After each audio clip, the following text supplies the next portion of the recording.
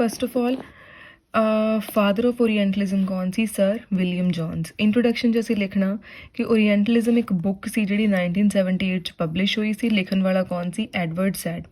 Then there are two terms ਜਿਹੜੀਆਂ ਆਪਾਂ ਨੂੰ ਬਾਰ-ਬਾਰ ਸੁਣਨ ਨੂੰ ਮਿਲਣਗੀਆਂ। First is orientalism and second is occidentalism. ਅਗਰ ਅਸੀਂ ਈਸਟਰਨ ਤੇ ਵੈਸਟਰਨ ਕੰਟਰੀਜ਼ ਦੀ ਗੱਲ ਕਰੀਏ, ਅਗਰ ਕੋਈ ਪਰਸਨ ਵੈਸਟ ਦੇ ਵਿੱਚ ਰਹਿੰਦਾ ਹੋਇਆ ਈਸਟ ਦੀ ਸਟੱਡੀ ਕਰ ਰਿਹਾ, ਠੀਕ ਹੈ, from western perspective East the study ਕਰ ਰਿਹਾ, ਉਹਨੂੰ ਕਹਿੰਦੇ ਆ ओरिएंटलिज्म, ਮਤਲਬ western reading of east. Occidentalism ਕੀ ਆ? Eastern reading of West. East ਦੇ ਵਿੱਚ ਰਹਿੰਦੇ ਹੋਏ ਉਹ ਵੈਸਟ ਦੀ ਸਟੱਡੀ ਕਰ ਰਿਹਾ। ਸੋ ਸਿੰਪਲੀ ਕੀ ਆ? ओरिएंटलिज्म ਕੀ ਆ? Reading of east. ऑक्सीडेंटलिज्म ਕੀ ਆ? Reading of west. ਅਤੇ ਇਹ ਬੁੱਕ ਦੇ ਵਿੱਚ ਨਾ ਇਹਨੇ ਈਸਟ ਅਤੇ ਵੈਸਟ ਵਰਡ ਇਹਨਾਂ ਦੇ ਬਾਰੇ ਹੀ ਗੱਲ ਕੀਤੀ ਹੈ। ਇਹਨੇ ਈਸਟ ਅਤੇ ਵੈਸਟ ਵਰਡ ਦੇ ਵਿੱਚ ਕਲਚਰ ਅਤੇ ਪੋਲੀਟੀਕਲ ਅੰਡਰਸਟੈਂਡਿੰਗ ਦੀ ਗੱਲ ਕੀਤੀ ਹੈ। ਦੈਨ ਇਹਨੇ ਆਪਾਂ ਨੂੰ ਪਤਾ ਹੈ ਕਿ ਦੋ ਆਈਡੀਆਜ਼ ਦਿੱਤੇ ਆ। ਫਰਸਟ ਇਜ਼ ओरिएंटलिज्म ਵਿਚ is reading of east and other one is occidentalism ਵਿਚ ਇਜ਼ ਰੀਡਿੰਗ ਆਫ ਵੈਸਟ। ਅਤੇ ਸਭ ਤੋਂ ਪਹਿਲਾਂ ਜਿਹੜੀ ਬੁੱਕ ਸਟਾਰਟ ਹੁੰਦੀ ਹੈ ਨਾ, ਉਹ ਇੱਕ ਆਰਗੂਮੈਂਟ ਨਾਲ ਸਟਾਰਟ ਹੁੰਦੀ ਆ। ਆਰਗੂਮੈਂਟ ਕੀ ਆ? ਕਲੋਨੀਅਲਿਜ਼ਮ। ਹੁਣ ਕਲੋਨੀਅਲਿਜ਼ਮ ਕੀ ਹੁੰਦਾ? ਜਦੋਂ ਕੋਈ ਕੰਟਰੀ ਕਿਸੇ ਦੂਸਰੀ ਜਗ੍ਹਾ 'ਤੇ ਜਾਂ ਦੂਸਰੀ ਕੰਟਰੀ ਦੇ ਵਿੱਚ ਵਪਾਰ ਕਰਨ ਜਾਂਦੀ ਹੈ, ਬਟ ਵਪਾਰ ਕਰਦੇ ਕਰਦੇ ਉਹ ਬੈਕਗਰਾਊਂਡ ਦੇ ਵਿੱਚ ਉੱਥੇ ਆਪਣਾ ਰਾਜ ਵੀ ਸਥਾਪਿਤ ਕਰ ਦਿੰਦੀ ਹੈ।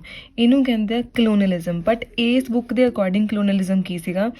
ਕਲੋਨੀਅਲਿਜ਼ਮ ਇਹਨੇ ਕਿਹਾ, ਸੈਡ ਨੇ ਕਿਹਾ ਕਿ ਵੈਸਟ ਵਾਲੇ ਈਸਟ ਦੇ ਵਿੱਚ ਆਏ, ਠੀਕ ਹੈ, ਵਪਾਰ ਕਰਨ ਆਏ, ਵੈਸਟ ਵਾਲਿਆਂ ਨੇ ਉੱਥੇ ਰਾਜ ਵੀ ਜਮਾ ਲਿਆ, ਪੋਲੀਟੀਕਲ ਰੂਲ ਵੀ ਕਰ ਲਿਆ। ਪਰ ਕਹਿੰਦਾ ਇਸ ਤੋਂ ਵੀ ਵੱਧ ਕੇ ਉਹਨਾਂ ਨੇ ਕੀ ਕੀਤਾ? ਉਹਨਾਂ ਨੇ ਕਿਹਾ ਕਿ ਵੈਸਟ ਸੁਪੀਰੀਅਰ ਆ ਦੈਨ ਈਸਟ। ਕਹਿੰਦਾ ਉੱਥੇ ਵਪਾਰ ਕਰਨ ਆਏ, ਪੋਲੀਟੀਕਲ ਰੂਲ ਵੀ ਕਰ ਲਿਆ, ਪਲੱਸ ਉਹਨਾਂ ਨੇ ਕੀ ਕਿਹਾ? ਵੈਸਟ ਵਾਲੇ ਕਹਿੰਦੇ we are superior than east. ਫਿਰ ਇਹ ਥੋੜ੍ਹੇ ਪੁਆਇੰਟਸ ਜਿਹੜੇ ਰਿਮੈਂਬਰ ਕਰਨ ਵਾਲੇ ਆ, ਜਿਵੇਂ ਆਪਾਂ ਉੱਪਰ ਦੋ ਟਰਮਸ ਕੀਤੀਆਂ, ओरिएंटलिज्म ਐਂਡ ऑक्सीडेंटलिज्म।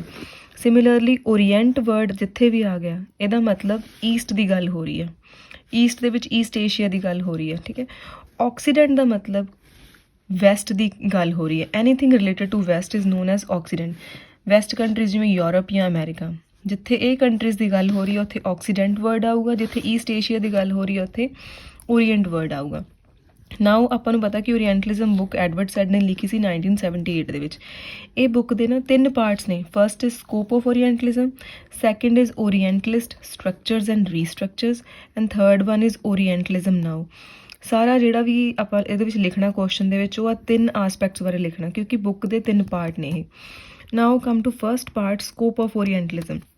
ਜਿਹੜਾ ਸਕੋਪ ਆਫ ओरिएंटलिज्म ਆ, ਇਹ ਟੈਕਸਟ ਦਾ ਫਸਟ ਪਾਰਟ ਆ। ਇਹਦੇ ਵਿੱਚ ਕੀ ਚੀਜ਼ ਦੱਸੀ ਹੋਈ ਆ? ओरिएंटलिज्म ਦੀ ਵਾਈਡ ਜਾਂ ਐਕਸਪੈਂਸਿਵ ਅਮੋਰਫਸ ਕੈਪੈਸਿਟੀ। ओरिएंटलिज्म ਦਾ ਸਕੋਪ ਦੱਸਿਆ ਹੋਇਆ ਇੱਕ ਹਿਸਾਬ ਨਾਲ ਕਿ ਉਹ ਕਿੱਥੇ ਮਤਲਬ ਪ੍ਰੋਪਰ ਉਹਦੇ ਬਾਰੇ ਨਾ A to Z ਹਰ ਚੀਜ਼ ਦੱਸੀ ਆ, ਮਤਲਬ ਬਹੁਤ ਵਾਈਡਲੀ ਦੱਸਿਆ। ਅਮੋਰਫਸ ਮਤਲਬ ਕਲੀਅਰਲੀ ਨਹੀਂ ਦੱਸਿਆ ਹੋਇਆ, ਠੀਕ ਹੈ, ओरिएंटलिज्म ਬਾਰੇ। ਦਿਸ part ਫੋਕਸਿਸ on the illustration of 6 similarities. ਇਹ ਜਿਹੜਾ ਪਾਰਟ ਆ ਨਾ, ਉਹ ਕੁਛ ਸਿਮਿਲੈਰਿਟੀ ਦੀ ਗੱਲ ਕਰਦਾ ਵਾ। ਕਿਹੜੇ ਕਿਹੜੇ ਆਈਡੀਆਜ਼ ਦੇ ਵਿੱਚ ਸਿਮਿਲੈਰਿਟੀ ਦੀ ਗੱਲ ਕਰਦਾ? ਪਹਿਲਾ ਆਈਡੀਆ ਹੈਗਾ ओरिएंटल ਡਿਸਪੋਟਿਜ਼ਮ। ओरिएंटल ਡਿਸਪੋਟਿਜ਼ਮ, ਹੁਣ ਹਰੇਕ ਜਗ੍ਹਾ ओरिएंटल ਵਰਡ ਆ ਰਿਹਾ, ਮਤਲਬ ਈਸਟ ਦੀ ਹੀ ਗੱਲ ਹੋ ਰਹੀ ਹੈ, ਠੀਕ ਹੈ। ओरिएंटल ਡਿਸਪੋਟਿਜ਼ਮ ਦਾ ਮਤਲਬ ਕਿ ਕਰੂਅਲ ਅਤੇ ਓਪਰੈਸਿਵ ਵੇ ਦੇ ਵਿੱਚ ਇੱਥੇ ਕਿਸੇ ਨੇ ਇੱਕ ਐਂਟੀਟੀ ਨੇ ਰੂਲ ਕੀਤਾ। ओरिएंटल ਸੈਂਸ਼ੁਐਲਿਟੀ, ਜਿਹੜੇ ਵੈਸਟ ਵਾਲੇ ਸੀ ਨਾ, ਉਹ ਕਹਿੰਦੇ ओरिएंटल ਜਿਹੜੇ ਨੇ ਉਹ ਸਿਰਫ ਗ੍ਰੈਟੀਫਿਕੇਸ਼ਨ ਆਫ ਸੈਂਸਸ 'ਚ ਬਿਲੀਵ ਰੱਖਦੇ ਆ, ਮਤਲਬ ਫਿਜ਼ੀਕਲ ਪਲੈਜ਼ਰਸ ਦੇ ਵਿੱਚ ਜਾਂ ਸੈਕਸ਼ੂਅਲ ਪਲੈਜ਼ਰਸ ਦੇ ਵਿੱਚ ਡੁੱਬੇ ਰਹਿੰਦੇ ਆ। Then is oriental modes of production, ਕਿ ਜਿਹੜੇ ओरिएंटल ਈਸਟ ਕੰਟਰੀਜ਼ ਨੇ ਉਹਨਾਂ ਦੇ ਵਿੱਚ ਪ੍ਰੋਡਕਸ਼ਨ ਦਾ ਮੋਡ ਕੀ ਹੈ? ਮੇਨ ਲੈਂਡ ਇਰੀਗੇਸ਼ਨ, ਠੀਕ ਹੈ, ਮਤਲਬ ਐਗਰੀਕਲਚਰ ਨਾਲ ਰਿਲੇਟਡ ਚੀਜ਼ਾਂ ਕਰਦੇ ਆ। ਇਰੀਗੇਸ਼ਨ ਮਤਲਬ ਉਹਨਾਂ ਕੋਲ ਗੁਜ਼ਾਰੇ ਦੇ ਲਈ, ਪ੍ਰੋਡਕਸ਼ਨ ਦੇ ਲਈ ਮਤਲਬ ਲੈਂਡ ਵਾਲਾ ਹੀ ਕੰਮ ਹੈ, ਠੀਕ ਹੈ, ਇਰੀਗੇਸ਼ਨ ਜਾਂ agriculture. Oriental splendour, splendour is related to beauty, ਜਿਹੜੀ ਆਪਣੀ ਐਸਥੈਟਿਕ ਬਿਊਟੀ ਹੋ ਗਈ ਜਾਂ ਨੈਚੁਰਲ ਬਿਊਟੀ ਹੋ ਗਈ, ਠੀਕ ਹੈ। ओरिएंटल ਸਪਲੈਂਡਰ ਦੇ ਵਿੱਚ ਹਰ ਚੀਜ਼ ਦੱਸੀ ਹੋਈ ਹੈ ਕਿ ਈਸਟਰਨ ਕੰਟਰੀਜ਼ ਦੀ ਮੈਗਨੀਫਿਸੈਂਟ ਬਿਊਟੀ ਕਿੱਦਾਂ ਦੀ ਆ। ਇਹ 4 ਚੀਜ਼ਾਂ ਦੀ ਗੱਲ ਕੀਤੀ ਹੋਈ ਹੈ ਪਹਿਲੇ ਪਾਰਟ ਦੇ ਵਿੱਚ। ਇਸ ਤੋਂ ਬਾਅਦ ਇੱਕ ਚੀਜ਼ ਇਹਨੇ ਹੋਰ ਲਿਖੀ ਕਿ ਰਸ਼ੀਆ ਐਂਡ ਜਰਮਨ ਦੇ also come in East Asia. But ਇਸ ਬੁੱਕ ਦੇ ਵਿੱਚ ਨਾ ਰਸ਼ੀਅਨ ਅਤੇ ਜਰਮਨ ओरिएंटलिज्म ਦੀ ਗੱਲ ਨਹੀਂ ਹੋਈ। ਅਤੇ ਇਹਨੇ ਕਿਹਾ ਹੋਇਆ ਕਿ ਜਰਮਨ ਅਤੇ ਰਸ਼ੀਅਨ ओरिएंटलिज्म ਜਿਹੜਾ ओरिएंटलिज्म ਆ, ਇਹ ਫਿਊਚਰ ਦੇ ਵਿੱਚ ਸਟੱਡੀ ਹੋਣਾ ਚਾਹੀਦਾ, ਬਟ ਇਹਨਾਂ ਨੇ ਇਸ ਨੂੰ ਸਟੱਡੀ ਨਹੀਂ ਕੀਤਾ। ਦੈਨ ਇਹਨੇ ਕਿਹਾ ਕਿ ਜਿੰਨੀਆਂ ਵੀ ਸਟੱਡੀਜ਼ ਯੂਰਪ ਦੇ ਵਿੱਚ ਹੋਈਆਂ they are not all ਓਰੀਐਂਟਲਿਜ਼ਮ based. ਹੁਣ ਇਹਦਾ ਮਤਲਬ ਕੀ ਆ, ਯੂਰਪ ਔਨ ਦਾ ਵੈਸਟ ਦੇ ਵਿੱਚ ਆਪਾਂ ਕਿਹਾ ਸੀ ਕਿ ਵੈਸਟ ਨੇ ਹਮੇਸ਼ਾ ਈਸਟ ਨੂੰ ਸਟੱਡੀ ਕੀਤਾ, ਮਤਲਬ ਓਰੀਐਂਟਲਿਜ਼ਮ ਹੋਇਆ। ਬਟ ਇਹ ਕਹਿੰਦਾ ਯੂਰਪ ਦੇ ਵਿੱਚ ਓਰੀਐਂਟਲਿਜ਼ਮ ਤੋਂ ਇਲਾਵਾ ਵੀ ਬਹੁਤ ਕੁਝ ਹੋਇਆ। ਸੋ ਜਿੰਨੀਆਂ ਸਟੱਡੀਜ਼ ਯੂਰਪ ਦੇ ਵਿੱਚ ਹੋਈਆਂ, ਮਤਲਬ ਵੈਸਟ ਦੇ ਵਿੱਚ ਹੋਈਆਂ, ਉਹ ਸਾਰੀਆਂ ਈਸਟ ਬਾਰੇ ਨਹੀਂ ਸੀਗੀਆਂ, ਉਹ ਹੋਰ ਵੀ ਕਿਸੇ ਟੌਪਿਕ 'ਤੇ ਸੀਗੀਆਂ। ਦੈਨ ਇਜ਼ ਇੱਕ ਕਲਚਰ ਲਈ ਬਾਕੀ ਬਾਹਰਲੇ ਸਾਰੇ ਕਲਚਰ ਐਗਜ਼ੋਟਿਕ ਹੁੰਦੇ ਆ। ਇਹਦਾ ਮਤਲਬ ਕੀ ਆ, ਜਦੋਂ ਵੈਸਟ ਵਾਲੇ ਈਸਟ ਨੂੰ ਦੇਖਦੇ ਹੋਣਗੇ, ਉਹਨਾਂ ਲਈ ਤਾਂ ਇਹ ਡਿਫਰੈਂਟ ਕਲਚਰ ਆ ਨਾ, ਜਿਹੜਾ ਈਸਟ ਵਾਲਿਆਂ ਦਾ ਕਲਚਰ ਆ। ਤਾਂ ਉਹੀ ਉਹਨੇ ਦੱਸਿਆ ਕਿ ਇੱਕ ਕਲਚਰ ਲਈ ਜਦੋਂ ਇੱਕ ਕਲਚਰ ਦੂਜੇ ਕਲਚਰ ਨੂੰ ਦੇਖਦਾ ਵਾ ਤਾਂ ਉਹਦੇ ਲਈ ਬਿਲਕੁਲ ਕੀ ਹੁੰਦਾ, ਐਗਜ਼ੋਟਿਕ ਹੁੰਦਾ, ਠੀਕ ਹੈ, ਬਿਲਕੁਲ ਇੱਕ ਅਲੱਗ ਕਲਚਰ ਹੁੰਦਾ ਵਾ, ਬਾਹਰਲਾ ਕਲਚਰ ਹੁੰਦਾ। ਪਰ ਕਹਿੰਦਾ ਜਦੋਂ ਕੋਈ ਇੱਕ ਕੰਟਰੀ ਉਹ 'ਤੇ ਮਿਲੀਟੈਰਿਟੀ ਜਮਾਉਣ ਲੱਗ ਜਾਂਦੀ ਹੈ, ਮਤਲਬ ਮਿਲਟਰੀ ਦਾ ਪੋਲੀਟੀਕਲ ਰੂਲ ਆ ਗਿਆ ਵਿੱਚ, ਠੀਕ ਹੈ, ਮਿਲਟਰੀ ਦੀਆਂ ਪਾਵਰਸ ਆ ਗਈਆਂ, ਤਾਂ ਉਸ ਚੀਜ਼ ਦੇ ਡਿਜ਼ਾਸਟਰਸ ਰਿਜ਼ਲਟ ਹੁੰਦੇ ਨੇ। ਸਾਡੀ ਕੰਟਰੀ ਕਿਸੇ ਹੋਰ ਦੇ ਕਲਚਰ ਨੂੰ ਦੇਖ ਰਹੀ ਆ, ਆਪਾਂ ਕਹਾਂਗੇ ਉਹਨਾਂ ਦਾ ਕਲਚਰ ਐਗਜ਼ੋਟਿਕ ਆ ਸਾਡੇ ਲਈ, ਠੀਕ ਹੈ। ਬਟ ਜਦੋਂ ਅਸੀਂ ਉੱਥੇ ਪੋਲੀਟੀਕਲੀ ਜਾਂ ਮਿਲੀਟੈਰਿਟੀ ਸ਼ੋਅ ਕਰਨ ਲੱਗ ਜਾਈਏ, ਮਤਲਬ ਆਪਾਂ ਉੱਥੇ ਆਪਣਾ ਰਾਜ ਸਥਾਪਿਤ ਕਰਨ ਬਾਰੇ ਸੋਚੀਏ, ਮਿਲਟਰੀ ਨੂੰ ਇਨਵੋਲਵ ਕਰੀਏ, ਤਾਂ ਉਸ ਚੀਜ਼ ਦਾ ਕੀ ਆ, ਡਿਜ਼ਾਸਟਰਸ ਰਿਜ਼ਲਟ ਹੁੰਦਾ ਵਾ। ਹੁਣ ਆਪਾਂ ਦੂਜੀ ਕੰਟਰੀ ਦੇ ਕਲਚਰ ਨੂੰ ਐਗਜ਼ੋਟਿਕ ਦੀ ਤਰ੍ਹਾਂ ਨਹੀਂ ਦੇਖ ਰਹੇ, ਆਪਾਂ ਉੱਥੇ ਰਾਜ ਸਥਾਪਿਤ ਕਰਨ ਬਾਰੇ ਸੋਚ ਰਹੇ ਹਾਂ, ਤਾਂ ਉਹ ਚੀਜ਼ ਦਾ ਸਿੱਟਾ ਕੀ ਹੋਊਗਾ, ਵਾਰ ਲੱਗੂਗੀ, ਤਾਂ ਉਹਦਾ ਡਿਜ਼ਾਸਟਰਸ ਰਿਜ਼ਲਟ ਹੋਊਗਾ।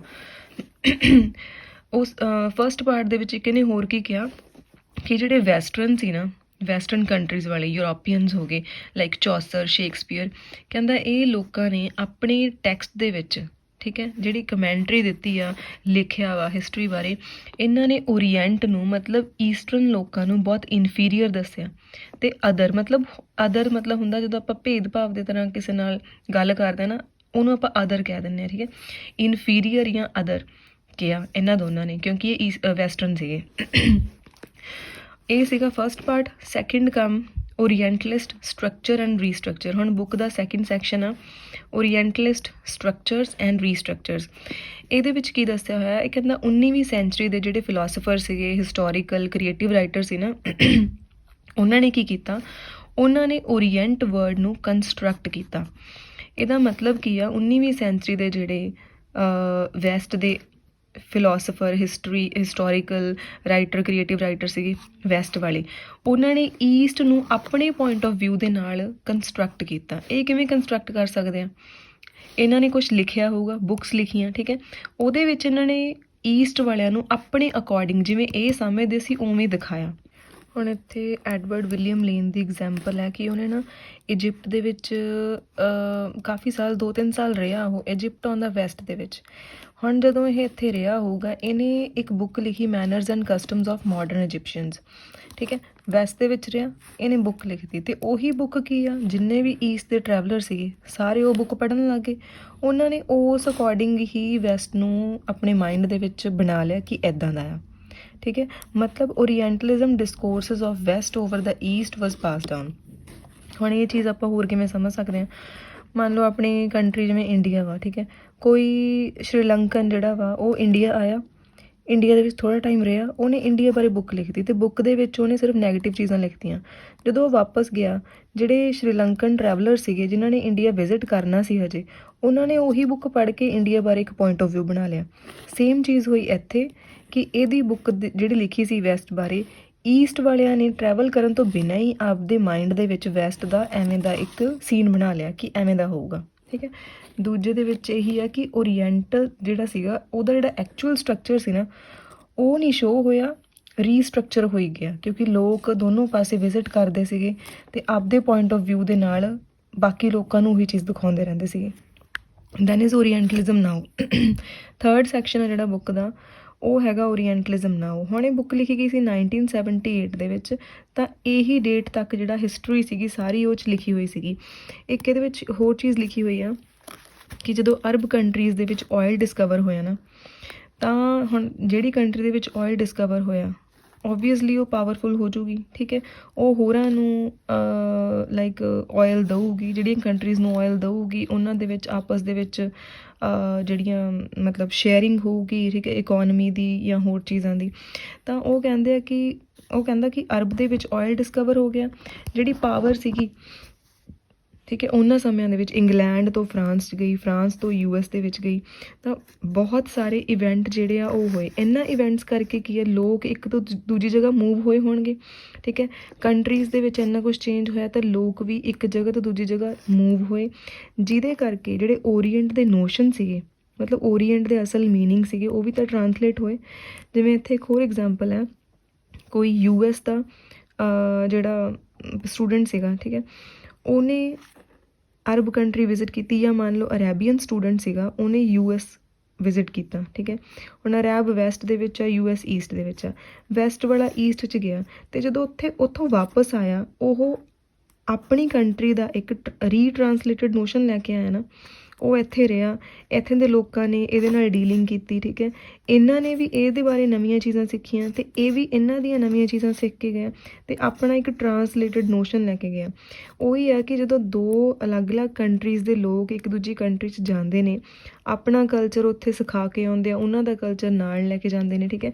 ਤਾਂ ਜਿਹੜਾ ਇਹ ਪਾਰਟ ਆ ਨਾ, ਇਹਦੇ ਵਿੱਚ ਇਹਨੇ ਇਹੀ ਕਿਹਾ ਕਿ ਪਾਵਰ ਸ਼ਿਫਟ ਹੋਈ, ਲੋਕ ਇੱਕ ਜਗ੍ਹਾ ਤੋਂ ਦੂਜੀ ਜਗ੍ਹਾ ਮੂਵ ਕੀਤੇ, ਠੀਕ ਹੈ। ਜਿਹੜੇ ਓਰੀਐਂਟਲਿਜ਼ਮ ਦੇ ਨੋਸ਼ਨ ਸੀਗੇ, ਅਸਲ ਮਤਲਬ ਸੀਗੇ, ਉਹ ਵੀ ਚੇਂਜ ਹੋਏ। ਅਤੇ ਇਹਦੇ ਵਿੱਚ ਹੋਰ ਕਿਹੜੀ ਚੀਜ਼ ਦੱਸੀ ਗਈ ਕਿ ਕਲਚਰ ਜਿਹੜਾ ਵਾ, ਇੱਕ ਕਲਚਰ ਦੂਸਰੇ ਕਲਚਰ ਨੂੰ ਰੀਪ੍ਰਜੈਂਟ ਕਿਵੇਂ ਕਰਦਾ। ਜਿਵੇਂ ਆਹੀ ਚੀਜ਼, ਇੱਕ ਬੱਚਾ ਇੱਧਰਲੀ ਕੰਟਰੀ ਤੋਂ ਇੱਥੇ ਗਿਆ, ਇਹਨਾਂ ਨੇ ਇੱਕ ਦੂਜੇ ਦਾ ਕਲਚਰ ਰੀਪ੍ਰਜੈਂਟ ਕੀਤਾ, ਠੀਕ ਹੈ। ਇੱਥੇ ਆਪਾਂ ਨੂੰ ਪਤਾ ਲੱਗਦਾ ਕਿ ਦੂਸਰਾ ਕਲਚਰ ਕੀ ਆ, ਠੀਕ ਹੈ। ਹੁਣ ਜਿਹੜਾ ਦੂਸਰਾ ਕਲਚਰ ਆ, ਉਹ ਡਿਪੈਂਡ ਕਰਦਾ ਕਿ ਯੂਜ਼ਫੁਲ ਟਰਮਸ ਦੇ ਵਿੱਚ ਅੱਗੇ, ਮਤਲਬ ਆਪਣੇ ਅੱਗੇ ਆਊਗਾ, ਜਾਂ ਅਗਰੈਸਿਵ। ਉਹ ਡਿਪੈਂਡ ਕਰਦਾ ਕਿ ਜਿਵੇਂ ਹੁਣ ਅਰੈਬ ਪਰਸਨ ਇੱਥੇ ਗਿਆ ਸੀਗਾ, ਹੁਣ ਡਿਪੈਂਡ ਕਰਦਾ ਕਿ US ਵਾਲੇ ਉਸ ਕਲਚਰ ਨੂੰ, ਜਾਂ ਇਹ US ਦੇ ਕਲਚਰ ਨੂੰ ਯੂਜ਼ਫੁਲ ਜਾਂ ਪੋਜ਼ੀਟਿਵ ਲੈ ਕੇ ਚੱਲੂਗਾ, ਜਾਂ ਅਗਰੈਸਿਵਲੀ ਉਸ ਚੀਜ਼ ਨੂੰ ਲੈ ਕੇ ਚੱਲੂਗਾ। ਮਤਲਬ ਡਿਪੈਂਡ ਕਰਦਾ ਕਿ ਪੋਜ਼ੀਟਿਵ ਲੋਗੇ ਜਾਂ ਨੈਗੇਟਿਵ। ਤਾਂ ਹੁਣ ਜਿਹੜੀ ਬੁੱਕ ਸੀ, ਉਹਦੇ 3 ਕਲੇਮ ਸੀਗੇ। ਪਹਿਲਾ ਕਲੇਮ ਸੀਗਾ ਓਰੀਐਂਟਲਿਜ਼ਮ ਦੋ ਓਬਜੈਕਟਿਵ ਡਿਸਇੰਟਰਸਟਡ ਸਟੱਡੀ ਇਨ ਫੈਕਟ, ਕਿ ਓਰੀਐਂਟਲਿਜ਼ਮ ਜਾਂ ਈਸਟ ਵਾਲੇ ਲੋਕ ਸੀ ਨਾ, ਉਹ ਸਟੱਡੀ ਦੇ ਵਿੱਚ ਡਿਸਇੰਟਰਸਟਡ ਸੀ। ਇਹ ਸਾਰੀ ਹੁਣ ਸਟੱਡੀ ਵੈਸਟ ਵਾਲਿਆਂ ਦੀ ਆ, ਠੀਕ ਹੈ। ਉਹਨਾਂ ਦੇ ਅਕੋਰਡਿੰਗ ਕਿ ਜਿਹੜੇ ਈਸਟ ਵਾਲੇ ਲੋਕ ਨੇ, ਉਹ ਸਟੱਡੀ 'ਚ ਡਿਸਇੰਟਰਸਟਡ ਸੀਗੇ। ਇਹਦੇ ਨਾਲ ਕੀ ਹੋਇਆ, ਜਿਹੜੀ ਸਕਾਲਰਸ਼ਿਪ ਦਿੱਤੀ ਮਤਲਬ ਸਕਾਲਰਸ਼ਿਪ ਪ੍ਰੋਵਾਈਡ ਹੁੰਦੀ ਸੀਗੀ ਕਿ ਲੋਕ ਪੜ੍ਹਨ, ਉਹਦੇ ਕਰਕੇ ਜਿਹੜੇ ਯੂਰਪ ਦੇ ਲੋਕ ਸੀਗੇ ਵੈਸਟ ਵਾਲੇ, ਉਹ ਓਰੀਐਂਟਲ ਲੈਂਡਸ ਦੇ ਵਿੱਚ ਆਉਣ ਲੱਗ ਗਏ, ਠੀਕ ਹੈ। ਸਕਾਲਰਸ਼ਿਪ ਦੇ ਚੱਕਰ 'ਚ ਜਿਹੜੇ ਯੂਰਪੀਅਨ ਸੀਗੇ, ਉਹ ਈਸਟ ਲੈਂਡਸ ਦੇ ਵਿੱਚ ਵਿਜ਼ਿਟ ਕਰਨ ਲੱਗੇ, ਜਾਂ ਈਸਟ ਲੈਂਡ ਨੂੰ ਟੁਕ ਓਵਰ ਕਰਨ ਲੱਗੇ। ਦੂਸਰੀ ਚੀਜ਼, orientalism help Europe to define self image. ਹੁਣ ਜਦੋਂ ਯੂਰਪ ਦੇ ਲੋਕ ਇੱਥੇ ਆਉਣ ਲੱਗੇ, ਠੀਕ ਹੈ, ਯੂਰਪ ਵੈਸਟ ਸੀਗਾ, ਠੀਕ ਹੈ।